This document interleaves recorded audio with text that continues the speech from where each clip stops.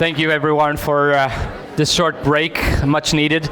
I'm super happy to see a lot of happy and tired faces right now. We'll try to be quick and not too boring. We have a couple new additions to our board. In this case, we have Joana Galvão. She was just on stage. Joana is the embodiment of entrepreneurship. Bless you. She runs gift design studios, an amazing individual. And we have here Clara Não. She's an illustrator. She's a published author and her own boss, of course. My name is Oliveira again. You already know me. I'll just get straight to the point. You already know Zion. So that we get to know each other a bit better, and I would like everyone to answer this one, if you don't mind. What do you wish you could say more often? Clara? I like to say to a client, I could do that, but I don't want to. All right. Seems fair. All right. Joana? I'm trying to say more often. I wish I could say more often that, yes, let's do that project just for the fun of it. Okay, well, let's go. That's something great to aim for. I like what you say, Clara. Just Thank you. well, for me, I just need the discipline to say no more, because I love new things, the shiny objects, and like squirrel, just like I want to go after it. Yeah. All right. So, what was a big challenge for you starting up? Anyone wants to jump in? Claudia's jumping in. For me, it was I wanted to start the project with my name, like I have now, but I also needed money. So it was a balance between doing design stuff as a freelancer, because it was my BA, so it was really easy to find some jobs for me. But I also wanted to start my brand as Clara Não, but it was really hard because it was not known. As a designer, I had a lot of friends who had family who needed stuff, so I started working with them, and then it was a transition. Transition was hard. All right. Well, it's tough transition. I think the biggest challenge that I had to overcome as an entrepreneur is learning to set boundaries with clients, with family members, with myself, and stick to them. It's very easy to, at the beginning, just say yes to every project, just say yes to every revision, even though you've told them you only get 2, but they're on their 17th. And so that's been it's still a challenge, but it's getting easier and easier to learn to set boundaries with clients. All right. You want to? Yep. All right, I'll move on. And I'm sensing a theme here, and it's interesting that you should talk about saying no more and setting boundaries. What do you wish you knew when you started that you know now? I wish that I knew that this is a marathon, not a sprint, and also that it's a marathon, but it's your marathon. So you're not running to try and win or be faster than anyone else, because it's so easy to just get caught, right? It even crossed my mind the other day, Marco has shiny brand new offices. I should be aiming for that next year. But you have to remind yourself, wait, no, this is my race. Just because someone's a few steps ahead of you doesn't mean you should be there. And you might not even want to be there, So stick to your lane and don't sprint, because then you'll get burned out, right? Yeah. You know about that. Yeah. All right. So what do you wish you knew when you started? Oh yeah. Okay. Can you guys hear me okay with this mic? In the back? Yes? Okay. I wish I knew that people just post up their highlight reels. And, some of the most successful entrepreneurs that I've had the privilege of meeting, I have no idea what actually happens behind the scenes. Yet we only see all the fun stuff and the glamour and all the cool shit, right? And like Joanna said, we compare ourselves to people that are just picking out all the best moments of their life and putting it on display. So yeah, I just wish that I didn't compare myself to that, because the moment I started meeting these people, many of which that I am now advisors to and actually work with, I was like, wow, like all of us, like this is the thing about businesses. All businesses are broken. It's just to what extent and how much. That's so true. Clara? I wish I knew the difference between collaborations and free work. Because as a freelancer, I was getting my money from design, and I was starting as an illustrator. And then there were lots of people that were like, "Oh, this job is really nice for you because it puts you out there, and then I pay you nothing." Exposure. Exposure. Yes, exposure. And I remember that I was thinking that when I go to the doctor, I don't tell him, "Oh, I'll post a photo of you and say that you are a really good doctor, and then you give me the." Yeah. Yeah, it's not for free. So yeah, that's quite valuable.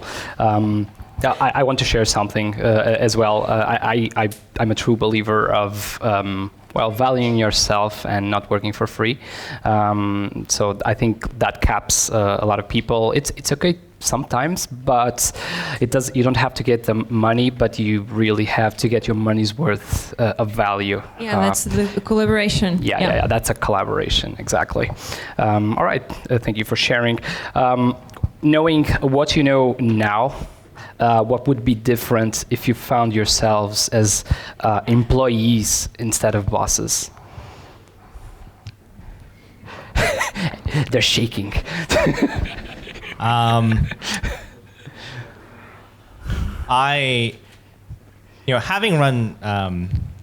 Having run teams now, I think I just appreciate how difficult it really is. As a boss, as an entrepreneur, as a CEO, like you hold a lot of responsibility over other people's livelihoods. And I think as an employee, I would try to be more kind and understanding and compassionate towards my boss, knowing that oftentimes, not saying always, but oftentimes they have our best interest in mind.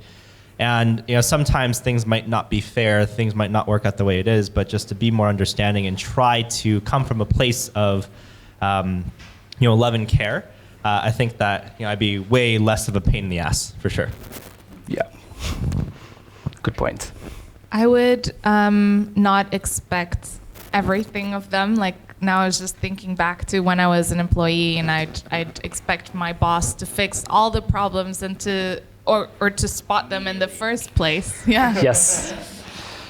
So I think that as an employee, I would be more forgiving of their mistakes, and also try and point them out and provide them with solutions, possibly. All right. If I could see one. Fair enough. Yeah. Fair enough.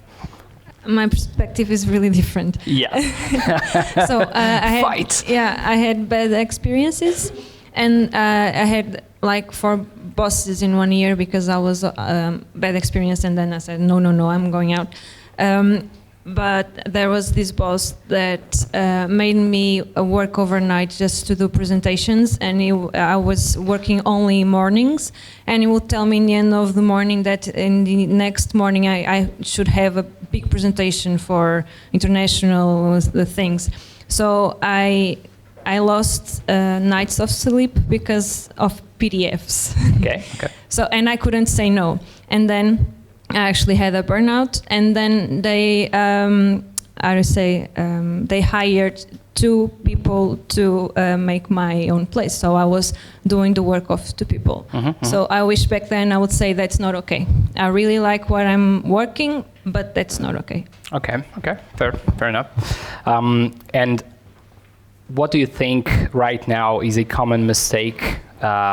Maybe moving on in terms of topic, a common mistake that creative professionals make.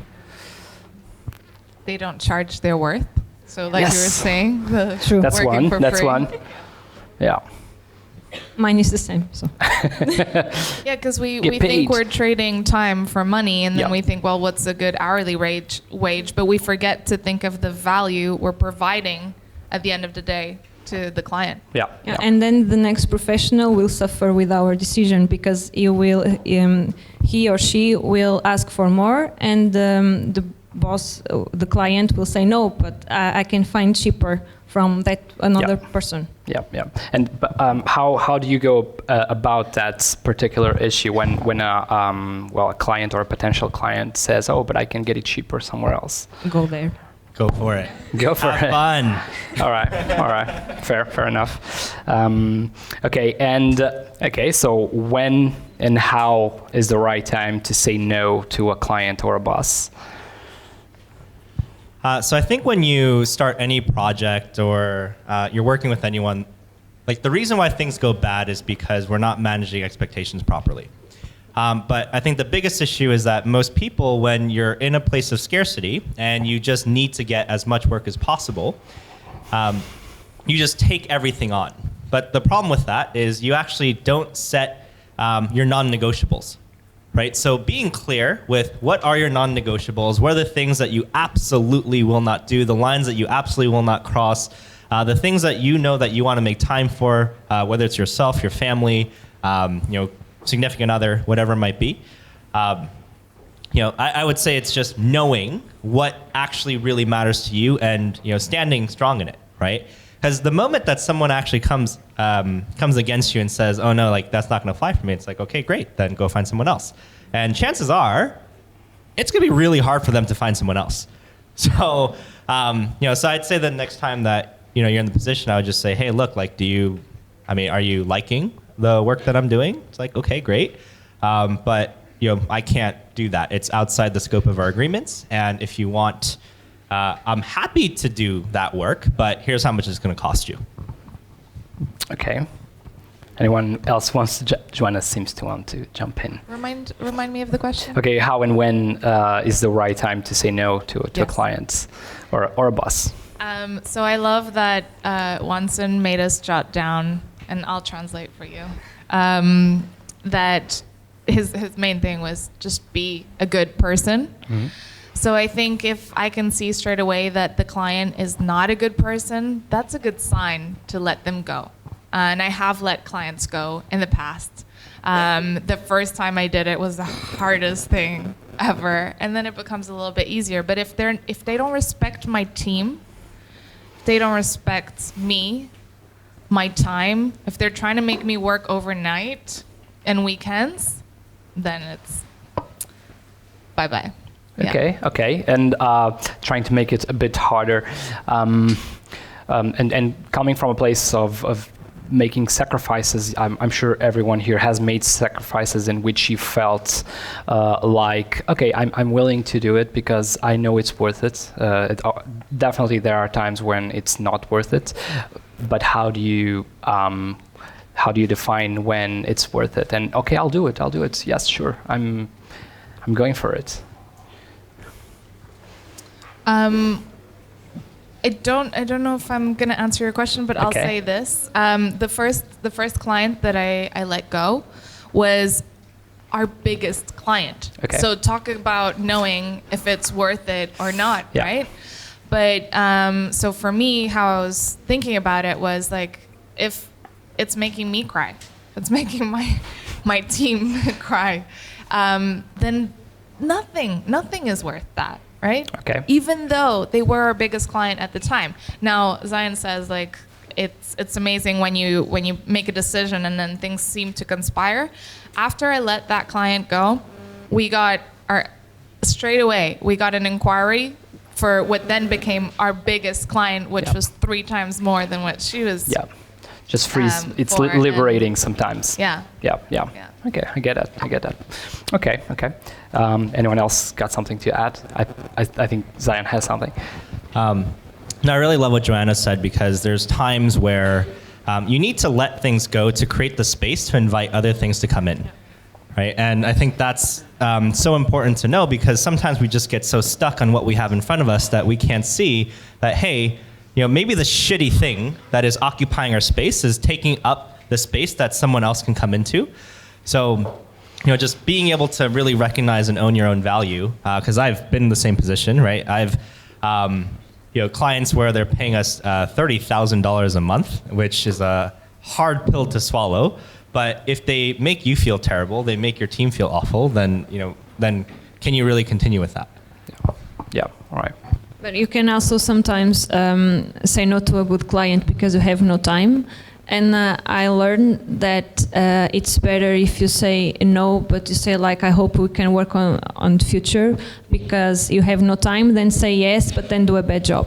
Mm-hmm. And then you will lose the client. Yes. You lose the trust that you had previously. Okay. And they want you more afterwards. It's scarcity, and you get paid more.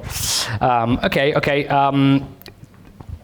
Talking about collaboration, either with a client, with a teammate, what do you feel are some critical aspects? I know Zion made a point of being in service of people. What do you think are some critical aspects for an effective collaboration? Balance. Okay. You have to be professional, but empathy is necessary, so you have to find a balance, not to be too close, but not too far away from the people you work with. Okay. Is that a client or a boss or both? I think both. Okay. Yeah. I thought when you mentioned like what Zion said, I thought you were mentioning what Zion said about setting expectations. Yeah. I think that's critical, right? You have that conversation at the beginning. Okay, so how do you see this collaboration going? How much of your time are you willing to invest? What are you not willing to do? Like, you're not willing to take calls on weekends. You're not willing to reply to that email within 48 hours. And then to keep having those conversations along the process, and also to be just brutally honest with each other, like be okay to say like, this is not working for me, this is why, can we revisit the way we're going about this? Okay, so, good point. Yeah, good expectation and honesty.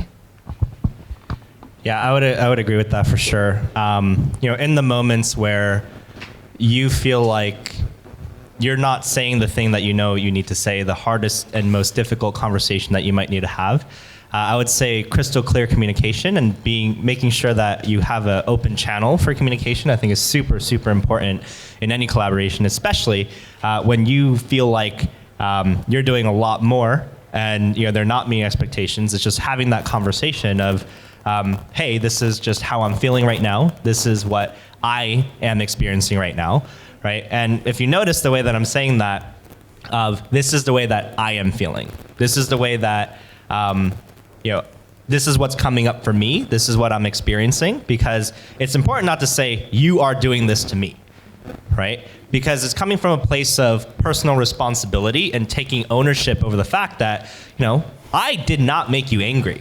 Because if I say something that pisses you off, like that's on you, right? But on the other side of it, if you react and you respond, then it's also saying, okay, you know what?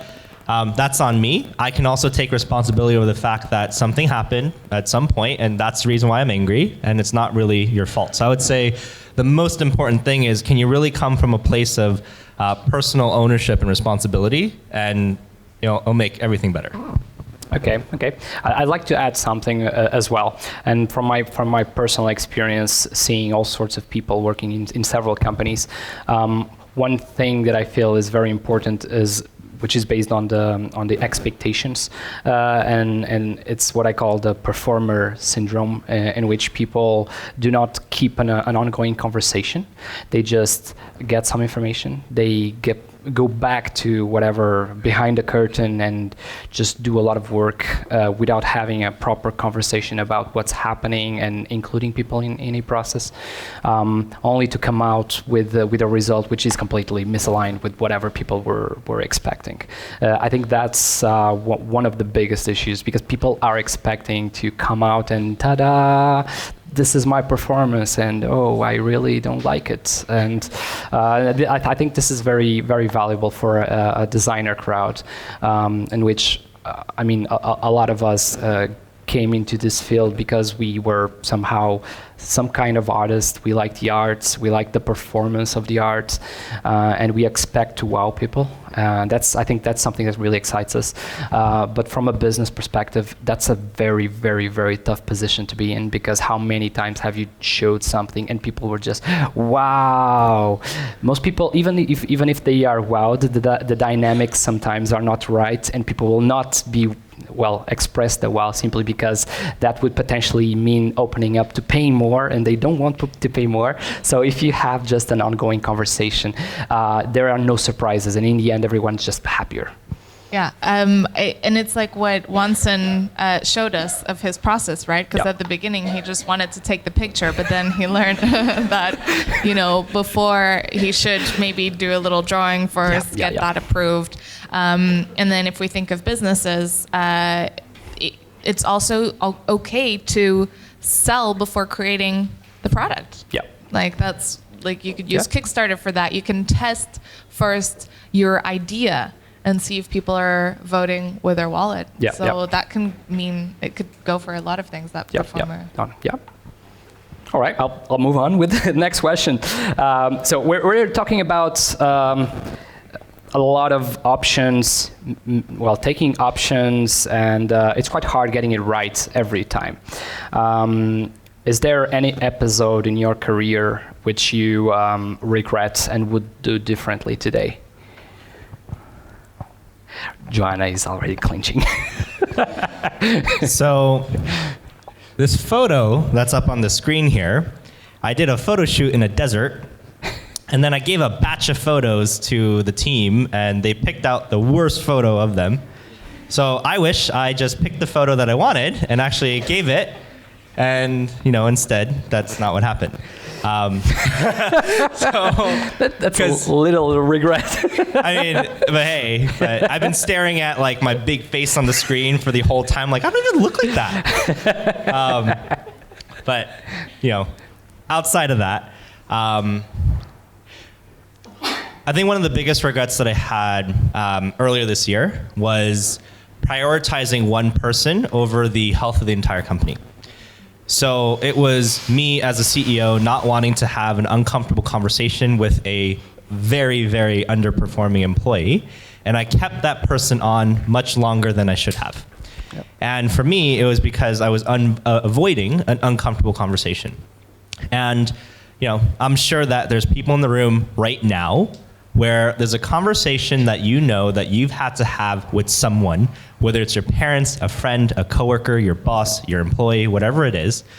And once you have that conversation, you realize, well, shit, that only took a couple minutes, but the energy leading up to it is quite significant. Yeah.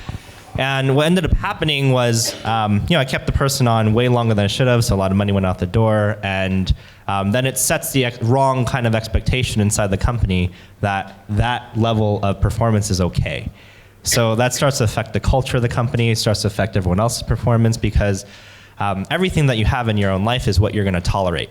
It's what you're going to accept. And I was essentially telling a team of 45 people that, hey, I know this person's not doing a great job, but that's okay. And I think that's absolutely disrespectful to every single person in the company and everyone that we work with and everyone that we serve. Yeah. That's a bad example. Absolutely. Yep. I regret going too fast. So just going so fast that I'm always like, what's the next thing, the next thing, the next thing? And what that led to was a series of mistakes that I've made with clients, with my team, that I wish I hadn't. And yes, I regret those too, but at the same time, all of these things really teach you so much about how to become a better leader, how to deliver better in your service. But I think if it all came down to one thing, it was the speed at which I was going. Yeah. Because I was comparing myself to people in the other lanes. Yeah. Like on Zion's point, that didn't happen to you, it happened for you. That shapes you in the future. That's a lesson learned, I think. Yeah, I get that. Clara? I wished I learned to say no. You wrote it on your name just in case you forgot it. Yeah, exactly. Yes. And I also have a necklace. Yes. So I look at him. I look at it every day. Okay. That's fair. By the way, we will have the opportunity for the audience to ask questions. There is one final question that I want to make before I pass the mic to the audience. Is there any final piece of advice you would like to leave to this creative audience? I have one. Yeah. I was told in college first that it was really hard, not here in Erasmus, to dream with your feet over the ground is an expression in Portuguese. Tipo... Como é que é? É tipo sonhar com... Os pés no chão. Sim, não, mas eles não diziam isso, eles diziam que para nós o voar, eles diziam que era possível voar. They told us it was hard to fly with your creativity because you had a client. So you have to be strict to the client's ideas.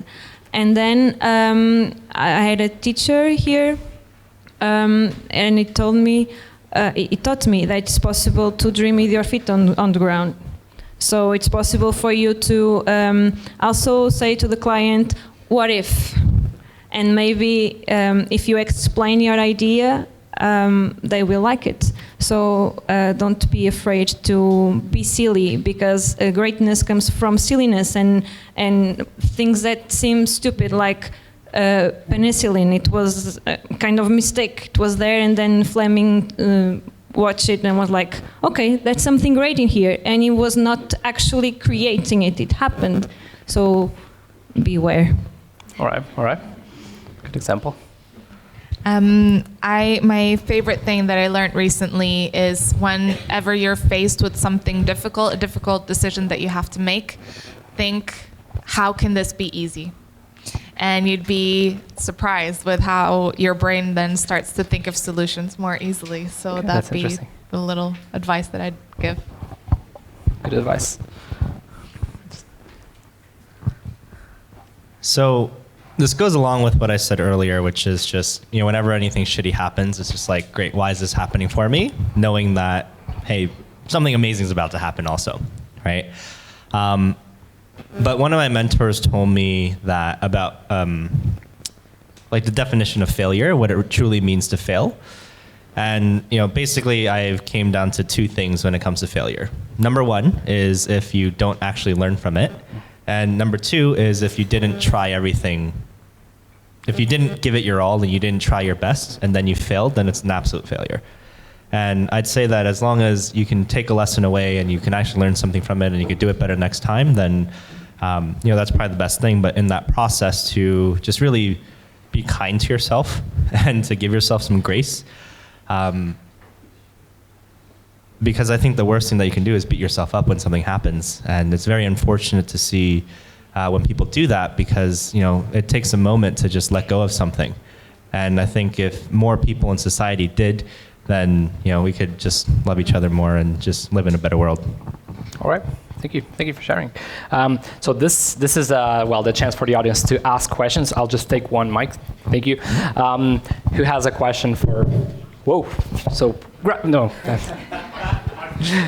Oh, there you go. There's a mic already. So I'll leave this one. We're better prepared. They're completely on it. Thank you. So there's I think someone raise the arms again. Yeah. There you go.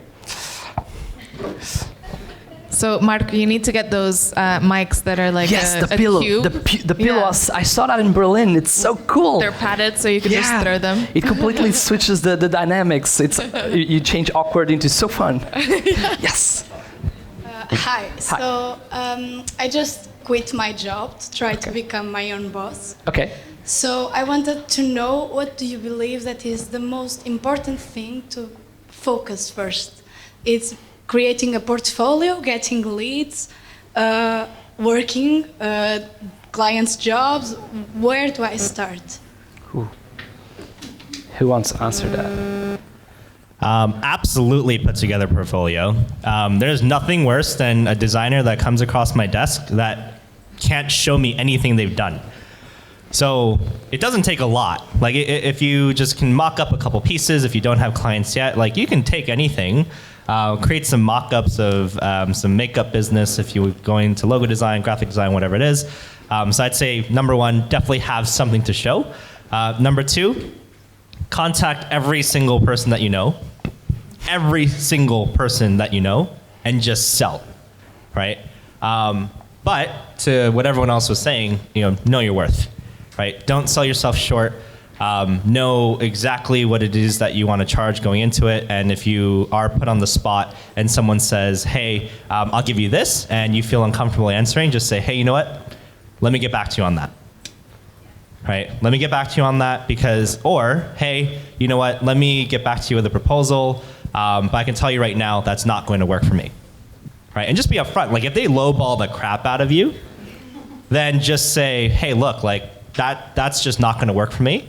But the range of what my projects are, so just so you know, so this is like one of my secret selling techniques, okay? So the first price so this is called the bucketing technique. So the first thing that you do is give the price that you actually want. So let's say for a website design, so we went from selling $2,000 websites to $5,000 and all the way up, right?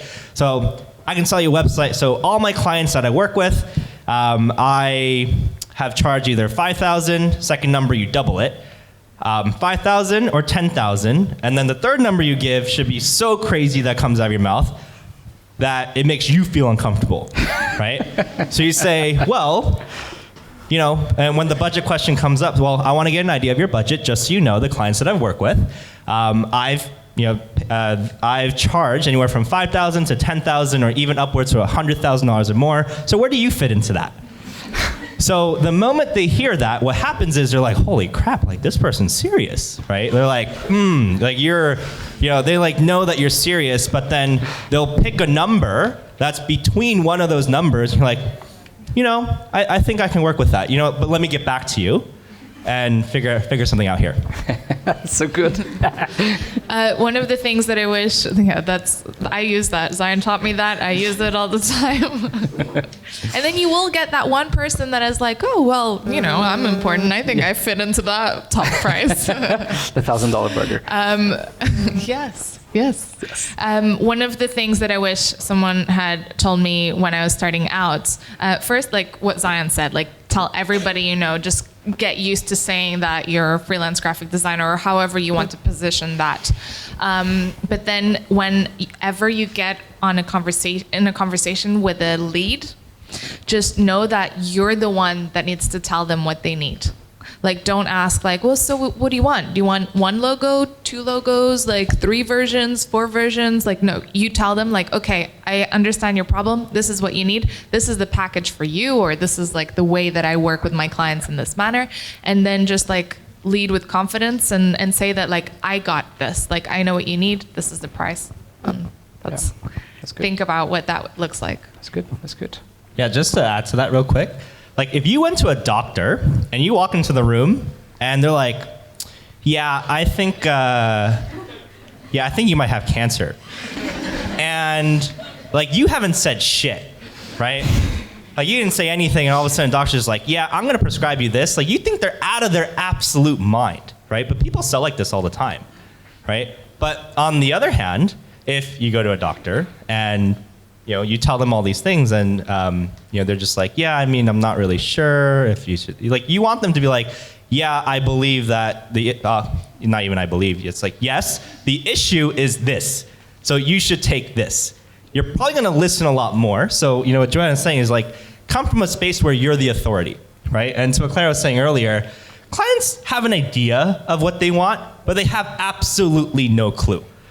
So it's really up to you to shape the conversation, because if you come in with as the authority saying, hey, this is my recommendation, they will absolutely take you more seriously rather than, hey, I'm just willing to do whatever you're going to throw at me. And also language. There are different things you can say, like instead of saying, oh, I'm sorry, I had to do something, you say, thank you for your time. So then, like that, you maintain your authority because you know your time and you know what you're doing. And one thing I learned is that you only say sorry if you really failed, if it was only you, because you have to be sure of yourself. And if you don't have portfolio, you must give yourself tasks. So you say, oh, I'm going to, and you give yourself a briefing so you can do a portfolio, and even if you don't have clients yet. All right, fair. I would like to add, and I don't know where you are right now and what line of work you would like to do. I think it's very important to have some sort of vision or opinion about the world, about the way of doing things. Once you have a vision, you will start to, you need to articulate that, communicate that to the world, and you will start finding people who see the world the same way you do, and those are your clients. Eventually you will find a nugget of gold of people who, oh yes, I see things, we're the same, we belong to the same tribe, let's work together. So you need to articulate, put yourself out there, even if you don't have a huge portfolio. That's something that's easy to do, just exercising, articulating, speaking at conferences, at meetups, whatever. Whatever gets your word out there, your view of the world. Yeah, that's huge. Yeah. Like just being able to share your beliefs and values with other people, they'll absolutely gravitate towards that. I'd say the other thing is if you can specialize too in a particular industry. So if there's something that you deeply care about. So for example, one of my friends is a videographer. And I said, well, what do you actually care about? He's like, well, the reason why I got into video was because I wanted to get people's messages out there when it comes to things that actually work for the body, so health and wellness, right? So if you're a videographer that does ABC industries versus, no, I'm a videographer that specializes just in health and wellness, like, who are you gonna pick, right? Like, are you gonna pick the heart doctor, or are you gonna pick, I can, kind of do all the things, right? So I would say specializing in something and saying, yeah, this is the thing that I'm really, really good at, then it's like, you get to really learn and dig deep. Yeah, I like the specialization angle. When you talk to a lot of professionals, they will mostly talk about technical aspects like, oh, we dominate X technique or whatever. But for instance, let's use the videographer example. If you're a videographer and you're doing mostly filmmaking, like doing, I don't know, maybe short movies or novels, or if you're shooting weddings, those are completely different things. And if you specialize, you don't necessarily specialize on the technique, but you specialize on the whole narrative around that. It's a completely different thing. You suddenly become really, really good at weddings, and someone who specializes maybe in doing ads will probably not be as good at doing the wedding, simply because they don't understand the dynamics of a wedding, for instance. It's you become the one and not one more. Yeah, exactly, and that's when you get paid more. Exactly. All right. So moving on. Is there any other question? I think there's one back there. Yeah. Hi. Before the questions, I want to say thank you for this good talk and a pleasure conversation. And I want to ask, how can you measure your not innovation, but the creativity, and how can you put value in that to then ask money for your work? How can you measure your work? It's not only time, it's creativity, it's time, it's nights that you don't sleep, and it's a lot of different parameters that you need to measure. How you can do it? How can you know really the value of your work and ask money for the client? Because the client don't know how much is necessary to develop and then do something and present some good product. Okay, who wants to jump on that? I actually learned this through Zion and the program that I was in. And if you get to charge $100,000 for something if you're solving $1 million problem, right? Like, so just think of like, what problem does your client have?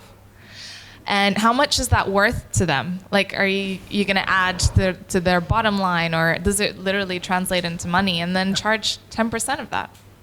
That could be one way to measure your creativity. Yeah, that's a good measure. Yeah. Anyone? Just to add to that, the biggest mistake that people make in the service industry is they base their prices based on what they value themselves. And at least when I started off, I did not value myself very much because I didn't have a concept of money. I didn't have a concept of what people were actually willing to pay. So as Joanna said, it's more important for you to think about, well, how painful is that problem for the business, right? Like, for example, if we're using a design example, right? If you're designing like an entire ebook or something, right? Like, what are they going to do with that ebook? Are they going to sell it? How much are they going to sell it for? How many copies of it do you think that they're going to sell it for, right? If they're going to do a website, well, how much traffic do they get already? And and how many people are already seeing it, right? Because those are the people that are going to invest more dollars because anything that goes wrong in that, the more successful you are, the bigger your stakes are. Right? That's why bigger companies are willing to pay top dollar for the work, is because if someone screws it up, then it really hurts. So, so I would say, exactly what Joanna said is it's not necessarily what you are valuing for yourself. It's the price tag that they're going to value on whatever the problem is for them.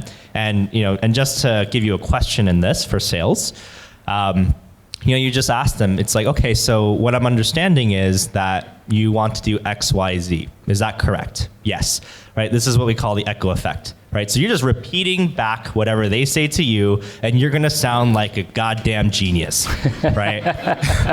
And like, wow, I feel so understood. You totally get it, right? And mirroring, yes, right? And just say it back to them and said, okay, great. Well, what does it mean for you to be able to do this? Like, what will you be able to do once this is actually done? Or what will you lose out on if this doesn't get done properly, right? So those questions give you a gauge of what the opportunity is for them, and it also gives you an idea of how painful it is for them. And then, the last question you could just ask them is like, okay, great, well, if I can solve the problem that you're just repeating back to them, then how much is that worth to you? It's like, oh, so that's worth $100,000? Well, I'm going to give you a deal today. I will do it for $10,000 instead. How's that sound? Well, it's almost that's an easy decision to make. Yeah, I like that. Do you want to add? Just something that the cost is also about how Zion and Joanna were saying about impact. So if you have a huge impact in that enterprise, then you have to charge more because of how mistakes. Yeah, and also don't do the how do you say budget. The budget only thinking about the time you're going to waste, because there is I call in my budget creativity base. So there is the price that they pay for working with me, because I have to read a lot of stuff and go to college and do workshops. So it's not only the time, because it's not like you don't have a schedule like everything that you can do. It's not like how do you say? Factory, like a factory that you're always doing the same thing. No, we have to adapt to your customers, to our clients, and that has a price too. I would like to. I think we have some. Can I just go and then you go, or? Yeah. So pricing creativity is not easy. There are, I think, a lot of variables. One is how specialist you are in that field, and if you're not a specialist, then you're a commodity, and then you are pitching against price, and there's always someone who will do it cheaper or even for free for the exposure. So that's something to consider where you are in your career in order to assess how valuable you are. Then definitely the how much repertoire how much rapport you're able to build with a client, how much he feels understood and listened to. They will eventually start to value you a lot more because you start not to feel like a commodity. You start to feel like, oh shit, I found someone who finally understands me, and you probably understand just as well as anyone else. You just mirrored them. Finally. Something like time and materials, which is very common. works against you. I want to give you that advice. If you're a specialist, it works against you because you are, you're earning less the better and better you get at it. So you could also consider fixed pricing for a certain type of offering. So that's something to also consider. And there was a good example which Joana gave. Well, Joana or Zion, I'm not sure. Like the several budgets, or I've done X type of job, like I was paid X and Y and Z, and just leave it to the client to say, oh yeah, I can work with that or not, and you can adjust based on that. But definitely keep this in mind. You are you're pricing the client and not your time, because again, stakes are very important, and clients will pay based on who they are and not necessarily or just necessarily on who you are. That's very important, I think. And I would, sorry, Sada, just one thing. I would add a book that the three of us read. I don't know if you've read, but like we were talking about it earlier, Built to Sell, in which you take the service that you offer and you productize it. So even though every project is different, every website is different, you create you just package it nicely so that it's just like that one fixed thing. And then if you just become, and then what's going to happen is as you build your systems, you're going to become faster and faster at doing it, but you get to charge the same. Or even more because you're faster. Yeah. Sarah, can I get just a mic quickly? Here you go. So, how do you balance competition as a factor in your pricing strategy? Because it seems fairly logical that you're not just valuing your time, as you were saying, but rather the value of the problem that you're solving, right?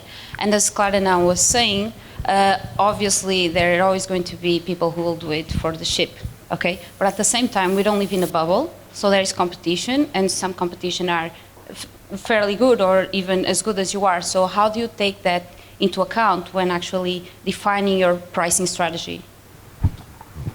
So if I understood, I'm not sure if I understood the question. Like when it comes to competition, like how do you price? Because then you're going to have, your competition is going to charge lower than you. So okay. Lower or higher, or it depends. Okay, so how do you factor in competition in your pricing? How do you incorporate competition as a factor in your pricing strategy? Yeah, okay. In a perfect world, the competition, everyone in your field is kind of known by you. So if you build a community where you can actually talk to each other and see budgets that everyone is doing, like if you talk to someone that's close to you and you feel open about it, I talk about budgets with my friends from my field, so I can know what the price they are doing and then compare to, okay, I think this is okay, or I think this is too much. But in a perfect world, when you can talk, or where you can talk to people. I think also there's a lot of value in building up your personal brand to increase your perceived value. Like if I was going to, have some illustrations in my house and I'd want custom, like I'd know that I would expect Clara to charge me a high ticket because and I would want to pay more because then I could have like an original Clara Não piece of art in my house. So it's about like, how can you do that for what you do? Is it through like your marketing, that you're making yourself just seem so much more valuable than the competition? I think, Zion, you do this like very well, or you teach people how to do this. I usually don't give a shit what the competition charges. Because again, when the competition's charging a certain price, you don't always understand the economics behind why they're charging whatever they're charging. So if it costs you to produce something, the same thing, right? Then you have to think about your costs and what's going to make you profitable so that you're happy in the relationship. So I would say the first thing is pricing based on what's going to make you profitable, what's going to make you sustainable, and what's going to make you happy in that relationship. Otherwise, you're going to be sacrificing, and whenever you're sacrificing, it means that someone's losing, and in that situation, it might be you. right? So that's number one. Number two, the prices of competitors, they set a certain tone for what people can expect to pay, but the question that you really want to think about is what's the market tolerance?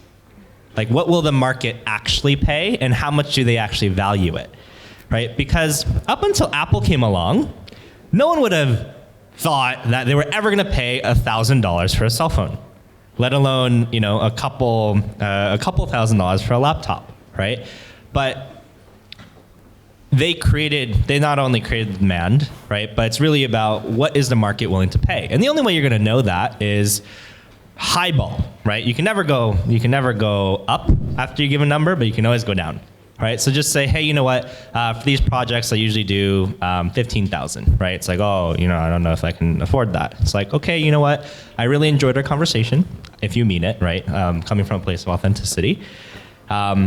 Then you can always come down and see, okay, well, where, because you just want your floor. Like, you want your number for, I refuse to go lower than this number. So that gives you some space to play with and say, hey, you know what? I really enjoyed our conversation. Just tell me what you need to make this work for you, right? Because sales is the conversation that is going to dictate that price, not necessarily the competition or whatever it is, because there's a reason why they're asking you for what that price is. So at that point, after I ask that question, it's like they come back to me with a number. I'm like, okay, well, you know what? I really need to be at, if it's lower than your floor, like your lowest number you're willing to take, just say, hey, you know what? I really need to be at this number. And then usually the client will magically find the money to meet you there. Yeah. I would like to add, this is a very, very, I think, very complex topic, and there are many things that you can do to fight competition. First, number one is not have competition. So that's, of course, an ideal position, and it's not as unreasonable as it might sound like. Again, when I was talking about specializing, this is where you can create a space in which you literally have no competition, in which people just look at you and you're miles ahead of anything else. So yes, certainly there are people who will do something cheaper, but it's not what she does. Like the perception of your value is just completely different. You're not selling the same thing that the others are selling. So that's one thing that you can do, but it takes time. Then you enter into a realm of negotiation, and there are many things that you can do. I think there. One thing is, as Zion was saying, the whole echo, the mirroring techniques. That's very, very big, because people, there's a deep desire. We cannot forget that people are on their own story, and they feel misunderstood. So everyone's hero in their own story, and they feel misunderstood. I've worked with another agency, with another designer, with another developer. It was terrible. They don't understand me. So whatever you can do there to feel like they are understood, that's very big. Through that process, you can. You need to be pulling out more and more and more information about what their exact needs are, and again, repeat it to them. They will feel heard again. They will start to value you a lot more than whoever else just asked 3 or 4 questions, and yeah, I'll give you a proposal. They will look at the proposal and feel like, these people do not understand me, but I talked to Sarah, and Sarah, wow, she totally got me, and I'm willing to pay whatever. If it's, of course, reasonable. If you're asking maybe, I don't know, $100 million for a logo, wow, good luck with that, of course. What? Only Pepsi will pay that. Yeah, maybe Pepsi will pay that. Yeah, there are many techniques you can use to compete and be more competitive in that space. So hopefully I've shared some ideas. Yeah. More questions? Anyone else? There's someone in the back, in the street, not in the streets.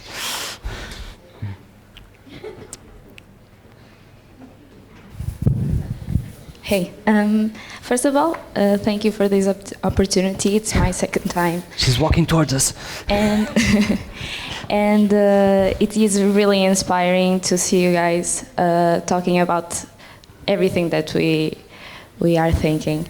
And my question is still in the topic of value, and it's in a world where you can find literally everything online. We are all unique until the point that someone across the world, or even in this room, has a similar work or style as us. And my question is, considering this, how do you give value to yourself in a saturated world of information? Thank you. Nossa. So just to confirm the question, you're saying in a world where there's so many options and so many people to choose from and so much free information online, how do you actually stick out, and how can you actually charge what you're worth in essentially the world that we live in? Is that the question? Okay.